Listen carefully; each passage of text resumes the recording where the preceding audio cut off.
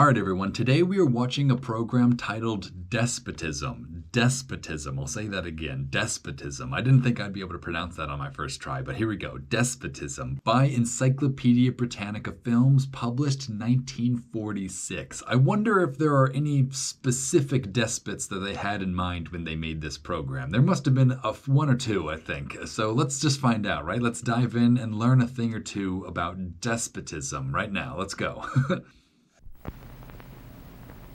Yeah, an ERPI classroom film produced by Encyclopedia Britannica Films. So whatever that means, we've watched a lot of Encyclopedia Britannica this week, but it's all for a good cause, trust me. In collaboration with Harold D. Laswell, PhD from Yale. So that's our expert for this program, Harold D. Laswell.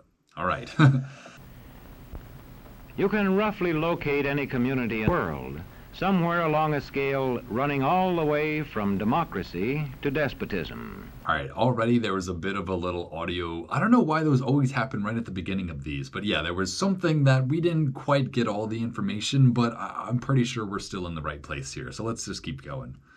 So yeah, there's a scale of societies from democracy to despotism. See, I feel like even that comes from like the American culture, you know, or at least democratic culture, to see your sort of society on one end of the spectrum, on the positive end of the spectrum, presumably, and then like somebody else's society as the other end of the spectrum. Like I can only imagine Soviet Union is a place full of despotism in the eyes of these people. So it's interesting even how we're positing this argument that democracy is opposite to despotism. I guess it's not wrong by any means. It's just that's how they choose to posit this, relationship between them. One to the democracy end, another somewhere in the middle. I already feel like this is going to be very pertinent based on what's happening in the country right now, though. I don't want to say more than that, but let me tell you, there's a thing or two that we all need to learn about despotism before moving forward in this country. So let's keep learning. And a third. Let's find out. So what's between democracy and despotism? Just like a flawed democracy, or is there like something actually, like is there a term for that more though? I don't know. Out about despotism. This man makes it his job to study these things. I like how his job is just looking at a map of Europe. Like there's no other maps of anywhere else in the world either. There's no like, despots in Asia, despots in South America. No, it's just Western Europe that he's looking at. I guess there's a bit of the Soviet Union there as well. Well, for one thing, avoid the comfortable idea that the mere form of government can of itself safeguard a nation against despotism. All right, so the most important, or the first thing he even decides to tell us is that avoid the trap of mind where if you have a government, you think that you can avoid despotism, because despots always arise out of the government, not in despite of the government. Germany under President Hindenburg. Germany under President Hindenburg. That's interesting. I guess I am very unfamiliar with Germany's presidents, so I didn't know there was a President Hindenburg of Germany. That's on me though, I think. Was a republic. And yet in this republic, an aggressive despotism took root and flourished under Adolf. Yeah, so we are pretty much getting straight to the despot that I thought we'd be talking about. So that's interesting. So they say how the president of Germany led to the creation of a despot, the Nazis and Hitler and whatever. So I guess what they're trying to say is that even a free, stable society is still vulnerable or susceptible to despotism, to the rise of despots, which I really hope we get a definition for the term despot, because I don't have a strict definition in mind, but I get what they're trying to say. Hitler. When a competent observer looks for signs of despotism in a community, he looks beyond fine words and noble phrases. So, all right, so when an intelligent person looks for despotism, he looks beyond the kind words, all right? Listen to that at least. Look beyond just the words that people are saying. That's a pretty good way of figuring out a lot about people. one nation, indivisible. Dang! Oh man, we just got a native one nation indivisible. All right, what did they leave out? Under God. They added under God after these people did the Pledge of Allegiance. That's like a nice little preserved nugget as well. The Pledge of Allegiance pre under God, because that was a thing. That's so interesting that we caught it there. That's fun. With liberty and justice for all. Striking imagery. I'm not quite sure what this shot is supposed to evoke, like the hanging of a person, maybe the slaves down in the South. I don't know. It seems very targeted, obviously, very purposeful that they included this. It's just I don't understand why, I guess. Yeah, what dark imagery to end the Pledge of Allegiance on. That is that is saying something for sure. Many observers have found that two workable yardsticks help in discovering how near a community is to despotism. Two yardsticks in determining how near a community is to despotism. All right, so these are the two ways we can measure a despot, and it looks like it's respect and power. That's interesting. That's not exactly what I would have thought, but let's listen to their explanation of it. The respect scale and the power scale. A careful observer can use a respect scale to find how many citizens get an even break. What does that mean, though? Shared what? Like, I don't get this term. I don't get this, right?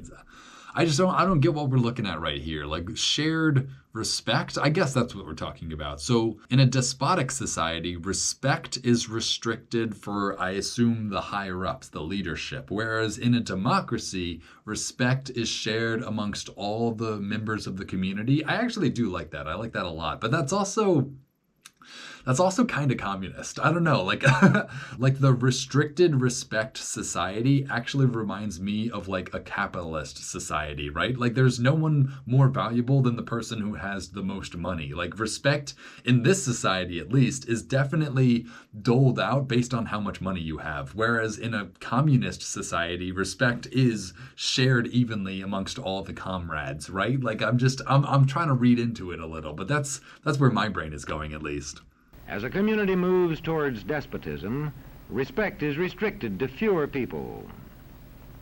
That's just such a vague thing to try to measure, how much respect any individual person receives in a society. Like, I don't know how you actually use this to determine a despotism. Like, I don't know. A community is low on a respect scale if common courtesy is withheld from large groups of people on account of their political attitudes. See, that's interesting. On account of their political attitudes. So if you treat people differently based on their political... I want the whole statement again. I'm going to listen to that one more time. A community is low on a respect scale if common courtesy is withheld from large groups of people. Common courtesy is withheld from large groups of people based on their political leanings? On account of their political attitudes. All right, so common courtesy, that's interesting. So the erosion of common courtesy in the society for everyone is a symbol or a signifier that respect is being degraded in the society, and only, higher ups, only police officers receive respect, whereas people on the streets don't receive common courtesy. I'm not sure if they knew how they were making America look by comparison, but I can definitely think of a large group of people in America that were definitely denied common courtesy as a result, maybe not of their politics specifically, but definitely attributes about them. There's definitely a large group of people in America right now, at the moment that we're watching all of this take place, that was definitely denied common courtesies. So from a certain perspective, America was already a despotic place even during this time. That's just, again, you have to be able to recognize different people's perspectives. To, a middle-class white person, America might not have been a despotic place, but to an enslaved or a sharecropping African American, this place was certainly despotic. So it's just, again, it's important to understand that this is definitely a scale that can be applied in a lot of different ways, too. If people are rude to others because they think their wealth and position gives them that right.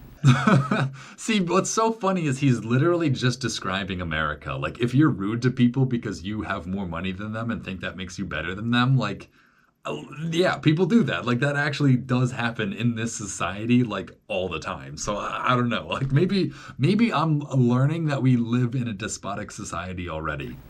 Or because they don't like a man's race or his religion. Well, that's a pretty funny one to bring up that they don't like a man's race because that's that's kind of like the pot calling the kettle black on this one.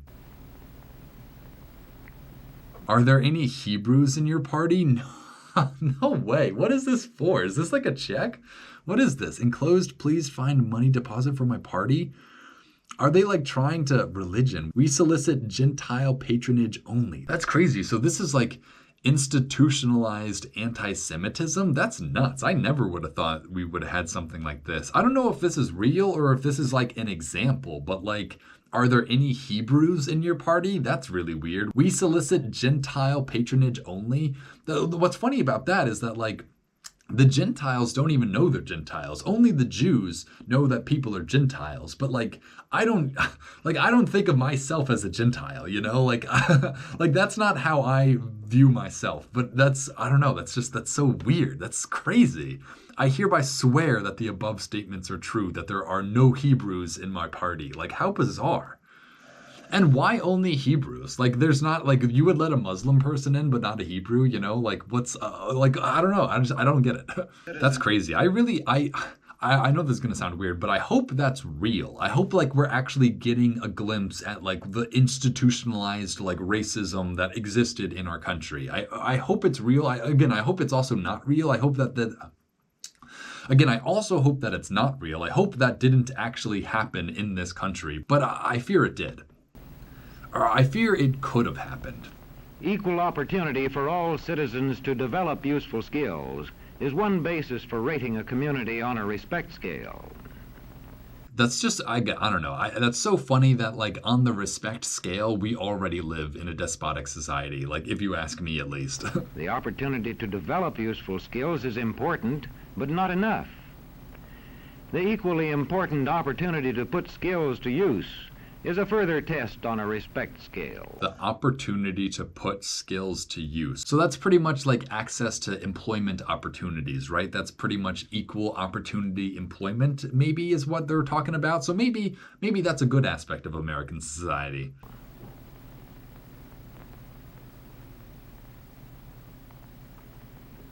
A power scale is another important yardstick of despotism. Yeah, see, I feel like power is the much more indicative scale here for despotism. Maybe I'm wrong about that. I mean, again, all right, I'm already seeing like, let's just keep letting them talk, but I'm gonna come back to this one.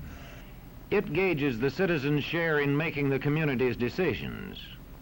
Communities which concentrate decision-making in a few hands rate low on a power scale and are moving towards despotism. It's just, again, it's so funny because in a perfectly communist society, power would be shared perfectly evenly, right? Like the good society that they are like, you know, indicating is, I don't think they realize like a communist society, whereas a society where power is concentrated in the hands of a few sounds like America. Sounds like, oh, the president has power, oh, all these billionaires have power, and then the rest of us don't have anything, you know, like I'm starting to see something here. I don't know if I was meant to see this, but like, what's crazy to think about is that the America that they're talking about here is actually different than the America that I live in now. Like, I think these people would be very shocked to know what's happening in America now. So this is very interesting. This is so very pertinent to the world at play right now. On a power scale, and are moving towards despotism. Like France under the Bourbon kings. Bourbon kings, that's really funny. Isn't it just the Bourbon kings? Or have I been saying that wrong? Or is he wrong? One of whom said, "The state.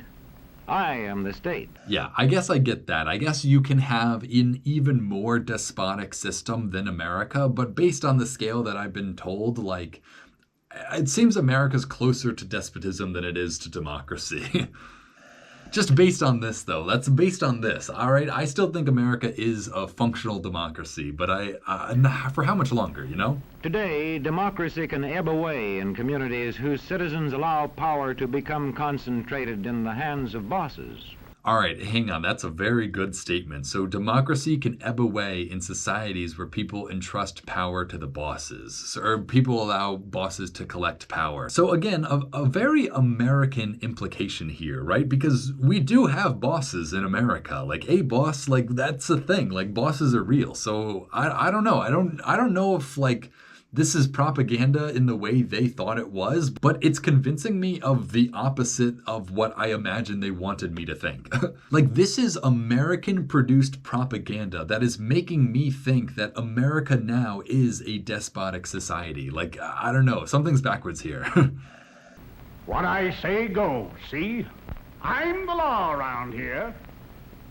I like how this actor had to like audition for this role. Like I like to think that like this is the shining moment of his life too. Like he got to perform as the big boss in the room. Like I like to imagine the voice that he put on. It's very funny to imagine this actor like doing this multiple times too. The test of despotic power is that it can disregard the will of the people. It rules without the consent of the governed. Governments are instituted among men deriving their just powers from consent of the governed. All right, yeah, no arguments here. That's rock solid. Look beyond the legal formalities. Oh, wow. Again, wow. So this is 2 weeks in a row our red has had some like fake like society. Like this is obviously supposed to be the Nazi symbol, but it's not. But it very much is like in that vein. This is so funny. I wonder if this is like Hostland's fascist regime. That's what I'm thinking of it as now. This is like their this is still in the Hostland plot line for me. Of an election in measuring a community on the power scale to see if the ballot is really free. If the citizens can vote only the way they're told, a community approaches despotism. Yeah, this seems like a pretty obvious one. If you're not allowed to freely vote, then like that is what a democracy is. That is why I do still think America is a democracy, even though it has all these aspects of despotism. Because here in America, you do still vote. At least you do now. I don't know about the future, but like, I don't know. I feel like America isn't too far gone at this point, based on what I've seen so far. Like no one's doing this in America yet. When legislatures become ceremonial assemblies only and have no real control over lawmaking. When legislatures become ceremonial roles only. So that's also sort of what's happening is everyone in the Senate, every single Republican is just giving the president all the power that he wants. So there are definitely some comparisons to be made. I don't want to be that political guy. Like I think I trust my audience to make these connections in their minds themselves, that I don't actually want to go out and say those sorts of things. But it's important for you all to be thinking about this in relation to modern politics is all I can say. Their community rates low on a power scale.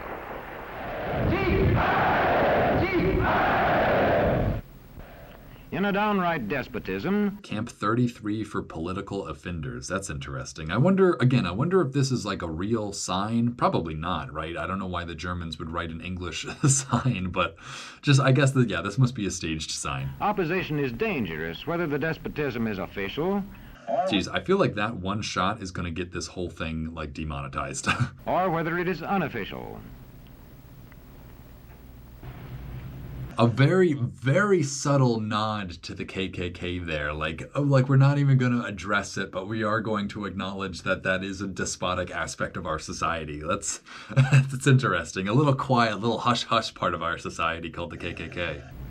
The spread of respect and power in a community is influenced by certain conditions. The spread of respect and power is influenced. All right, so now we're talking about how these two factors are influenced. And I can only see one of them, which is information, which is spot on. But I'm curious about the others. Like, information is still, to this day, how most, despotic ideas spread and become, really accepted ideas in the main stage. So that's very, very true right there. But I want to know the others as well. Which many observers measure By means of the economic distribution. Oh, economic distribution. Yeah, that's pretty good too. That might be even more determinant in what you think than your information, but maybe not as well. I don't know. And information scales.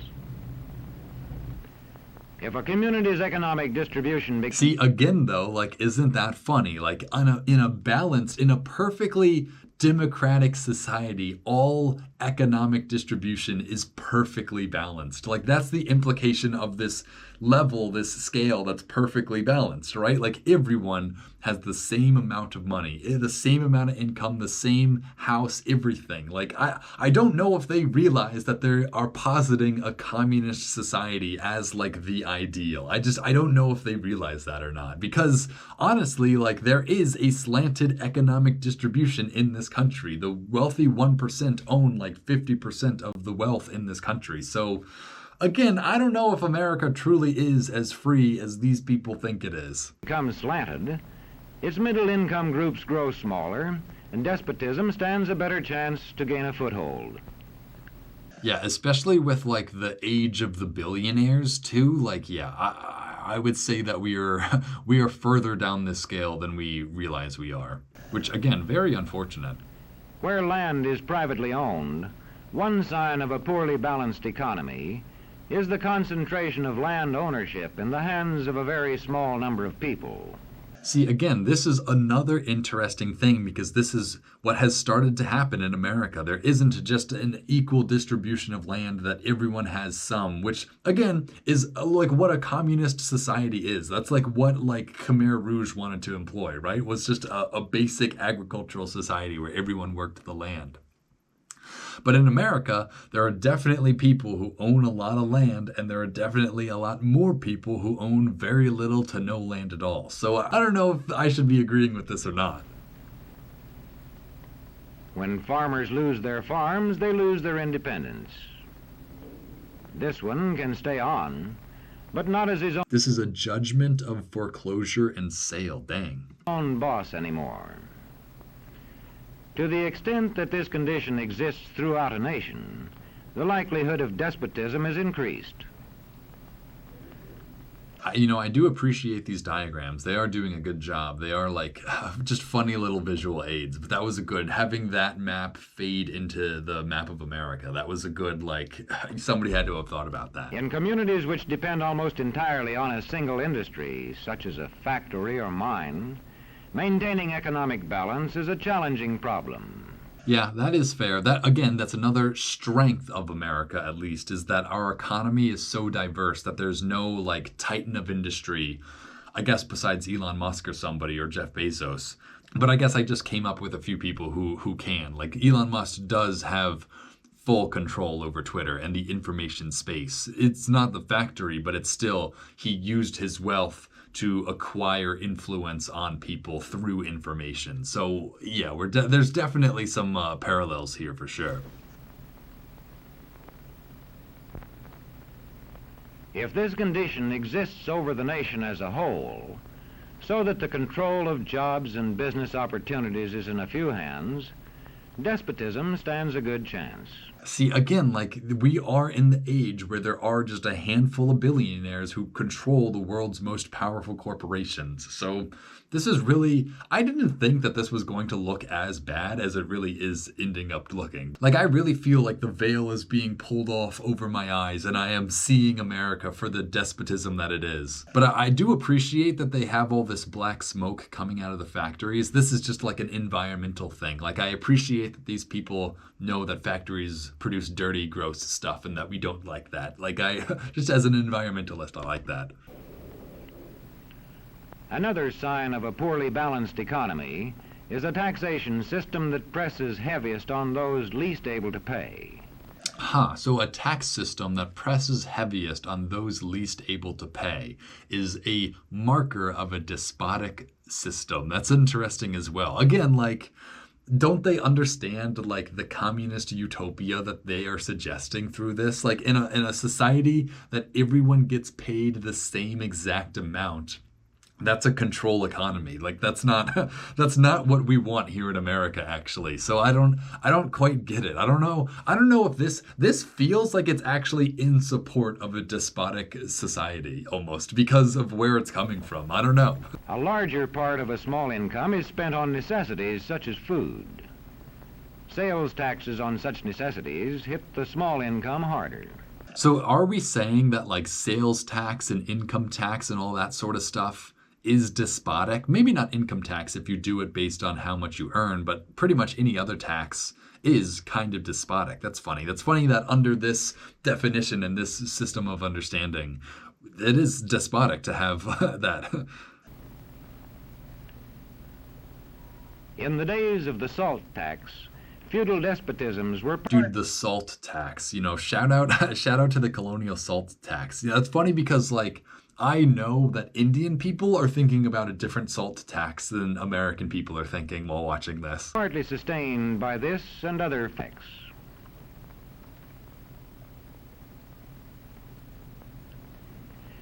A community rates low on an information scale when the press, radio, and other channels of communication are controlled by only a few people. See, again, this is very interesting. So we are in a freer society, the less controlled the media or the people who produce information is. That's interesting. And then a despotic society is where access to information is controlled. So there is a huge production of propaganda, and you're only allowed to consume the propaganda that is approved by the government. So that is, again, that is interesting. I wonder how this plays in terms of America. So I guess this is a very interesting aspect if you want to think about modern day politics, because the media is sort of uncontrolled, but there's also, I don't know, like Elon Musk owns Twitter. Like you can't call that uncontrolled. Like that feels like you control the information highway of the internet.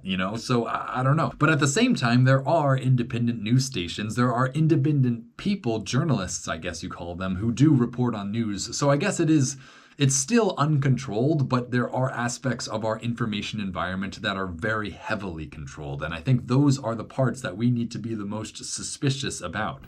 And when citizens have... I really didn't think I'd be getting this political either. Like, I try my hardest to stay apolitical for these because it's honestly wrong to apply my politics to this, program from 1946. But at the same time, that's also the point of learning history, is to apply it to your current time. So I'm kind of stuck between a rock and a hard place here. I don't want to alienate any of my audience, but I do have my own takes that I have to express. have to accept what they're told. This is interesting too, the little note they have. So uncontrolled media requires critical evaluation. So this requires your populace to be able to read media and decide for themselves how much importance they attribute to it. Whereas in a controlled information environment, there is automatic acceptance of whatever the leader says. And I wonder if that reminds you guys about any leader we have nowadays, because there is one person who could say just about anything and have automatic acceptance of it. And I want people to recognize that, because that is very prescient right there. In communities of this kind, despotism stands a good chance. Again, I'm trying to let you guys make the connections in your heads, but I'm trying to tell you that there's a connection there to be made. See how a community trains its teachers. Bear this in mind. Young people cannot be trusted to form their own opinions. I love that. Young people cannot be trusted to form their own opinions. I love how that's what the teacher is saying to all these other teachers. Very, very good thing for us teachers to be teaching each other. This business about open-mindedness is nonsense. It's a waste of time trying to teach students who think for themselves. Is this an example of a despotic classroom? It's a waste of time to teach students to think for themselves. This can't be real, right? This has to be like the evil classroom, the backwards bizarro classroom. It's our job to tell them. What's so funny is I know like there are teachers who do agree with that, who think like it's not the kid's job to like do anything but accept my rule. And when teachers put such training into practice, Despotism stands a good chance. Oh, okay, yeah. So that was supposed to be the Bizarro classroom rules. Got it. That's good. That's good. These children are being taught to accept uncritically. Dude, look at these kids. Oh my gosh. I can't say this every time I see a group of kids, but just like look at how funny they all look. They're all wearing like such classic like 40s, 50s clothes, like the dresses. I think that's what always gets me. Like boys will wear pants and shirts still, but girls won't wear like full dresses like this anymore. I don't know. It's just like it's a very iconic fashion for them to be wearing dresses in school. Whatever they're told. Questions are not encouraged. How can you ask such a question? I really appreciate this actress. She's really giving like the evil teacher performance of a lifetime here. Have you got a textbook? Yes, ma'am. Does it say here that our law courts are always just? Yes, ma'am. Then how dare you question the fact? Sit down. And so we aren't surprised when... But it must be true. I saw it in this book right here. See, I hate when people say stuff like that. Like, it has to be true. It's written in a book. Like, no, oh my God. Like, I fight with this all the time on Atlas Pro. Like, oh, Wikipedia says this. Like, oh, like, just don't just believe it. Like, oh my God. Like, I feel that. And if books and news... Ministry of Propaganda. What I think is so ironic about this, again, they don't even understand, like they don't even have enough self-awareness to realize that they are the Ministry of Propaganda. Like Encyclopedia Britannica sort of is like an arm of the American propaganda machine. Like this is, especially if they make stuff like this, you know, I'm kind of surprised Encyclopedia Britannica is making this because this seems very political even for them. But that just goes to show that like Encyclopedia Britannica could be an extension of a ministry of propaganda, so to speak. Papers and the radio are efficiently controlled. The people will read and accept exactly what the few in control want them to. See, I just feel like it's hard to even tell when this is the case. When you read stuff because you want to read it versus what your societal overlords want you to read. I feel like it's hard to even detect that when you're actually in it. Government censorship is one form of control. A newspaper which breaks a government censorship rule can be suspended. That's important. All right, a newspaper that breaks the government's censorship laws is suspended. That is an illustration of despotism. Can anyone come up with a modern example of a news outlet being denied access to information as a result of their refusal to report on the things that the people in power want to be reported? Can anyone think of any examples? I'm not going to come up with any myself, but I want you guys to come up with some. Let me know if any of your ears are ringing from that example.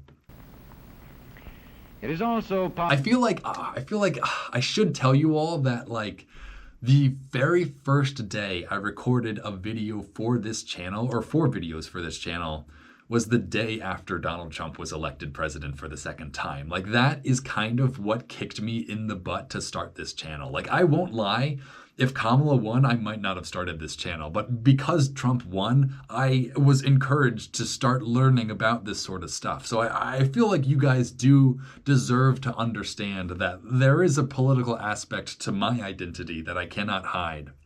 And that is very purposefully present in this channel. I am trying to educate us all on despotism of the past so that we can learn how to identify it in our present, which I just hope you guys don't judge me too harshly for. But yeah, this channel got started the day after Trump got elected. So there is a bit of an action-reaction here that I do feel like you guys should know about.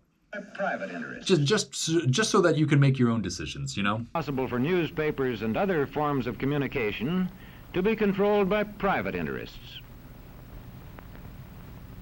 I thought I told you to kill that story. It'll cost us a lot of advertising. I love this guy's acting. This is like the most like rote, dry acting, like the fist punch on the table, like all of it. I love the old form of acting. If that story goes out, I quit. All right. All right, interesting. Journalists quitting their trade because they're not allowed to report on the truth. I wonder if that's going to start happening. What sort of community do you live in? I've been trying to answer that this whole time, narrator. Thanks for asking me, though. I'm glad that they are asking the audience to self-reflect, though. That's like, again, the point of this whole program. Where would you place it on a democracy-despotism scale? To find out, you can rate it on a respect scale and a power scale. I'm trying to think. I'm trying to think of where we would fall on the respect scale. See, I feel like we would kind of just fall in the middle. Like, not everyone receives the same level of respect here, but I feel like I do give my common courtesy to everyone. Like, I had a conversation with a police officer on the street the other day. So, like, it's not like I'm not allowed to interact with police officers, and it's not like they don't respect me as well. I don't think we're fully gone in terms of respect. I think we're somewhere in the middle still. There is a degree of respect within our society still. I will admit that. But power is tough because money is power, and there are some people that just have absolutely so much money compared to everyone else that, like, I think we're further closer to despotism on the power scale than we are on the respect scale. But again, people have also been very disrespectful lately here in America, so maybe we've been losing that as well, and I just haven't noticed. I'm not quite the sort of person to be disrespected by other people. I'm 6'6". I'm a man. I'm blonde-haired, blue-eyed. I get the most respect from anyone. So like I don't know if I feel that, but I would understand if other people argued that they receive a lot less respect in this society. And to find out what way it is likely to go in the future, you can rate it on economic distribution and information scales. Yeah, again, America definitely is not a perfectly balanced economic distribution. It definitely has a slanted economic distribution. But that, honestly, is by design. Like, that's the purpose of this country, is for you to come here poor and leave rich. You know, like, that's the idea. No one comes to America for the one standard of living that the government ensures everyone has. But everyone comes to America for the opportunity to indulge in the slanted economic distribution in order to receive more resources than they ought to. You know, that's the promise of America pretty much. So I don't know. I think we are more economically slanted towards despotism. Until very recently, information was actually our strong point because we had so many different news programs. We had such a robust journalistic, body. But now with fake media, with, AI, deepfakes and all that, we are drifting closer to the controlled part too, which is just a little scary. I didn't think this video would have as much bad news as it did, but I guess I walked right into that. The lower your community rates on economic distribution and information scales, the lower it is likely to rate on respect and power scales, and thus to approach despotism. Yeah, that is a not good sentiment to walk away from. I do not feel good about the future of America after having watched this. But to be fair, they haven't given any reasons why despotism is bad. Like there's no a reason we should avoid this. This is made under the assumption that we think despotism is bad. But if you just don't know what that means, or you don't really care about, the Nazis or whatever, they've left out that information for anyone else who might not get the context. What happens in a single community is the problem of its own citizens. But it is also the problem of us all. Dude, this is such a complex animation. There's the map layer, and then there's all these scales layers, but then there's the part of the scale that moves up. So there's just so many different little things happening. There must have been so many different layers to film for this animation. It's just, I feel like this doesn't look complex, but trust me, I bet it's more complex than even I understand. Like, how do you get all those little things to move all at once? I don't know. It's just, it's complex, trust me. Because as communities go, so goes the nation. As communities go, so goes the nation. I guess that is true. Like, every community is just a small indicator of the country as a whole.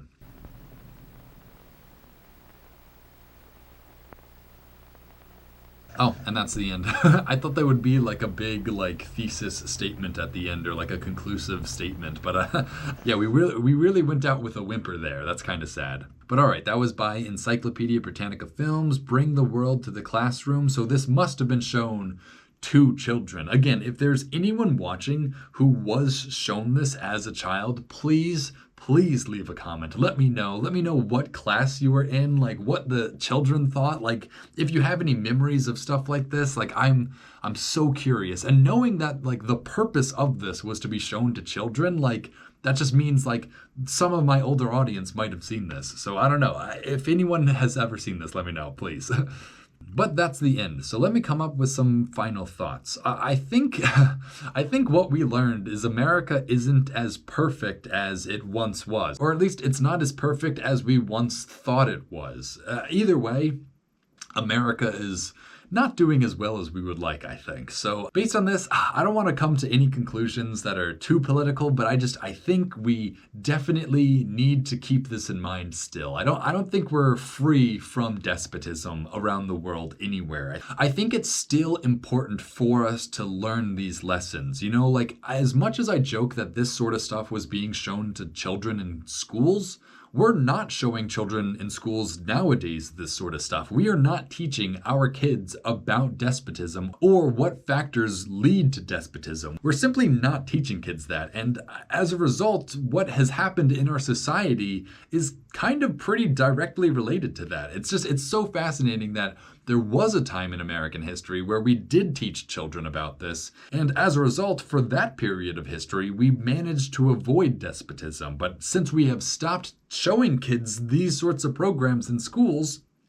we've kind of regressed. Again, I know there's a lot of Americans out there that would disagree with me on this point, but I feel like in this moment, we are dangerously close to having a despot in control of the country. So I don't know. I feel like there's so much to be gained from watching this sort of programming. Even today, the lessons that we learned from Hitler and the Nazis are still pertinent to our daily lives and how our country operates. Like, we should not stop learning about history just because it happened a very long time ago. In fact, obviously, the point of learning about this history is so that we can avoid repeating it. So I actually understand why it is important to show children in schools stuff like this. It's so interesting because, yeah, we really don't see stuff in schools like this anymore. But so maybe that helps explain the direction this country has gone in. But again, I don't want to get too political, so I'll just leave it there. I'll let you guys really do the analysis because that's really what I want to happen. I want you guys to be thinking about this more so than me. I'll let you guys do the analysis. Hopefully, though, you appreciate me bringing this to you because I do feel like this is important for people nowadays, especially to understand. So I hope you appreciate it. And if you did and you enjoy this sort of stuff and you want to help support what I do here, you can follow the link in the description that'll take you over to the Internet Archive.